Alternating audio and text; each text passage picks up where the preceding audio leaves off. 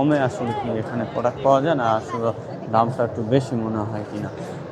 আর এই যে সুন্দর সুন্দর নক্ষত্র দেখতে পাচ্ছেন শাপলা ফুলের মতো, এগুলো কত করে ভাই? 250 টাকা করে না? এবারে এই যে দেখেন এগুলো সুন্দর করে বিক্রি করে 250 টাকা করে। ঘুরে ঘুরে দেখাই আপনাদের কোথায় কি পাবেন সে সম্বন্ধে ধারণা দেয়। এখানে এটা হলো শালের প্যাভিলিয়ন। আজকে ভিডিওটা থাকবে একবারে চমক একটা ভিডিও, ঘুরে ঘুরে দেখানোর চেষ্টা করলাম।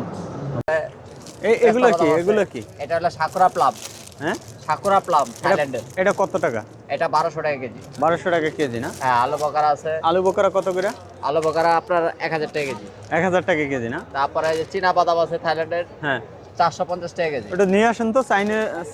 এটা কি সানা সানা? না, এটা থাইল্যান্ডের। থাইল্যান্ডের না? হ্যাঁ, এটা থাইল্যান্ডের ফ্রেশ। থাইল্যান্ডের চীনাবাদাম। হ্যাঁ, এটা কত কেজি?